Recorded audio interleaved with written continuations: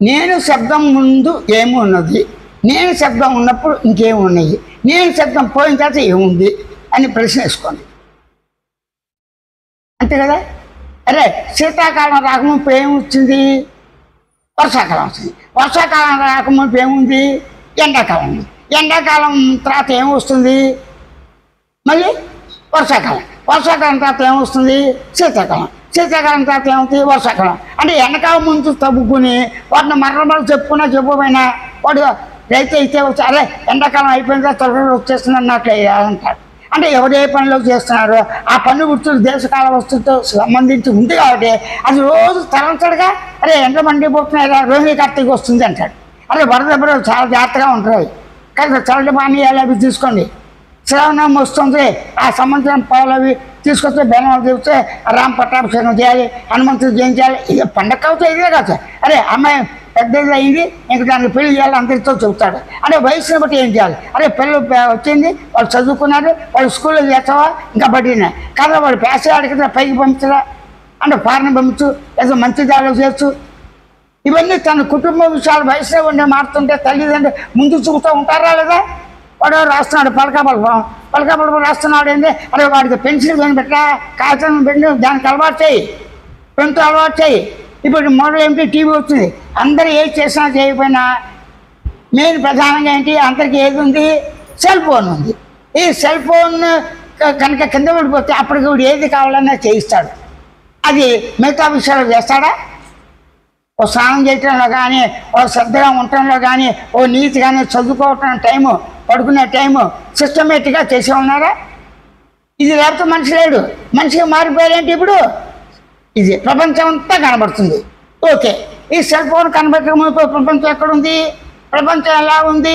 ప్రపంచం తెలివితో తెలుసుకుని గుర్తించావు. అంటే తెలివి లేని ప్రపంచం, జ్ఞాపకాలు లేని ప్రపంచం సృష్టి. ఈ పంచబలతో ఉన్న దేహము మొత్తం దేలో ఉంది, తెలుసుకుని తెలివిలోనే ఉన్నది. నేనున్నా నేను స్వనందు, నేనున్నా నేను చైతన్యమనందు, తెలివినందు. చిత్ అంటే తెలివి. చిత్ అంటే దానిలో ప్రతిఫలిస్తుంది. ఇలాగ తన కన్నుల్లో ప్రతిఫలించే రూపం అద్దంతో చూసి అద్దంలో ప్రతిబింబము, తన కన్నున్న ప్రతిబింబము, ఈ మూడు కలిపి ప్రతిబింబం అంటాడుగా, గుడ్డాడికి కనబడదుగా. కాబట్టి ఇక్కడ ఏంటి అర్థం? చైతన్య పదార్థంగా ఉన్న తాను ఉనికి పదార్థంగా తానే ఉన్నాని, చైతన్యం ఉనికితో ఉంటూ ఆనందం ఉంటూ ఆ చైతన్యం నందు అంటే నేను ఎందు నేనే. ఈ మొత్తం కూడా అనుభవించబడేవి సర్వ సృష్టితో సహా నా ఎందు పుట్టి నా ఎందు పెరిగి నా ఎందే ఉన్నాయి. ఈ చావు పుట్టుకలు సర్వం కూడా నా ఎందే పుట్టి నా ఎందే పెరిగి నా ఎందే ఉన్నాయి. బరిగత రావటం అంటూ లేదు. ఇది ముఖ్యంగా చూసుకోండి. విత్తనం ఉన్న చెట్టాకారం మొత్తం విత్తనంలోనే ఉంటూ చెట్టాకారంలో అంతా కూడా కాయలు, రెమ్మలు, పూలు, కాయలు ఇవన్నీ ఉన్నాయి.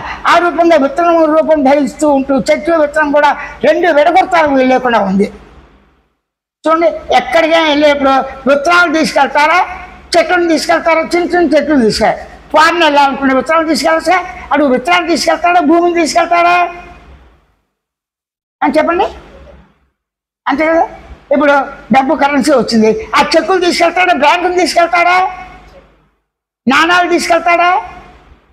లేదు కదా. అంటే భూమి అనే పదార్థం ప్రపంచం లేని చోటు ఉందా మనం ఉన్న చోటు? అయితే ప్రపంచం ఎక్కడ ఉన్నది? సృష్టి ఎక్కడ ఉంది? పంచభూతాలతో ఉంది. పంచభూతాలు ఎక్కడ ఉన్నాయి? ఉనికిలో ఉంది. ఆ ఉనికి ఎక్కడుంది? నేనున్నాన్న ఉనికిలో ఉంది. నేనున్నాన్న ఉనికి ఎక్కడుంది? శబ్దంలో ఉంది, భావనలో ఉంది, తెలివి ఉంది. అంటే తెలివినందే ఈ సర్వ సృష్టి జగత్తు సుఖం, దుఃఖం, మంచి చెడు, పాపం, సిద్ధాంతాలు, రత్నాలు, మంచి చెడు అన్నీ కూడా తన ఇంత తానే అనుభవిస్తున్నాడు. తనకు వేరుగా రెండవది లేదు, రెండవది ఉండటానికి కూడా వీలు పడదు. ఎందుకు? స్వయంగా ఉన్నాను. స్వయం నిద్రలో ఇంకో నిద్ర ఉంటుందా? స్వయం కళ అంటేనే మారుతూ ఉంటుంది. ఆ మార్పులతో కూడిందే కళ, స్వయం దేహం. కానీ అంతా స్వయం అనుగ్రహంలో, స్వయంలోనే. అనుగ్రహం అంటే స్వయం గమనిక, గుర్తించడం, గమనించడం, తెలిసిన లక్షణాలతో ఉందని తెలుసుకోవడం స్వయం కృప. అదే స్వయం ప్రబోధం, అదే స్వయం సూచన. అంటే స్వయం ప్రబోధం ఏంటి? అనుభవం ఉన్నది అనుభవం ఉన్నట్టుగానే గుర్తించి గమనించి తెలుసుకోవటమే. తన రోగలక్షణాలు తనకే తెలుస్తుందిగా, గమనించడం చేత గుర్తించే తెలుసుకో. ఆ లక్షణాలు బట్టి మందు కూడా తెలుస్తుంది కదా, డాక్టర్కైనా తనకైనా. అలా పాటవాడికి స్వరం గురించి కూడా తనే తెలుసుకున్నాకే అన్నీ తెలుసుకున్నప్పుడు ఈ సర్వం కూడా తనేందే ఉండి పుట్టి పెరిగి ఇస్తుందా అని మాయా అన్నారు వాళ్ళు. మాయ అంటాం ఎందుకు అసలు? వచ్చిపోతున్నాయి అనుకున్నాం. ఆ వచ్చిపోతున్నాన్ని ఆపేస్తావా? కళ వచ్చిపోయింది, నిద్ర వచ్చిపోయింది, దేహం వచ్చిపోయింది. అక్కడ దేహధర్మాలు ఎక్కువసేపు చేయటం, ఎక్కువసేపు చేసినా తక్కువసేపు చేసినా ఇది కూడా వచ్చిపోయేదిగా. వచ్చిపోయే వాటిని వచ్చి విమర్శించకుండా పనే ఉంది.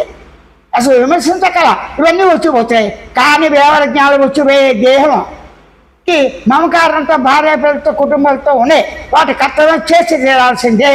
కాబట్టి అందరూ కూడా తల్లి తండ్రి గురు అతిథుల్ని ధర్మార్థ కామవంశాలని ఎవరు తీరులో పడుతూ అనుభవిస్తుందో ఒకరిని నిందించుకునే సిద్ధాంతాన్ని నిందించుకునే కన్నా మనిషిని ప్రేమించి సామరస్యంతో సమభావంతో కష్టకాలు పంచుకుంటే ఆ దేహ పరిమితం ఉన్నదాన్ని ఎంతవరకు జీవితం అంతే జీవితాన్ని ఆనందంగా స్వచ్ఛంద పరిపూర్ణ మౌన స్వరూపంగా సహజంగా స్వతసిద్ధంగా తను తానే ఉండు చేతనే అట్లా ఉండటమే, అట్లా గ్రహించడమే స్వాత్మ అనుభవం, స్వాత్మ సాక్షాత్కారం, బ్రహ్మ సాక్షాత్కారం. రకరకాల పదార్థాల్లో విజయం చెప్పారు.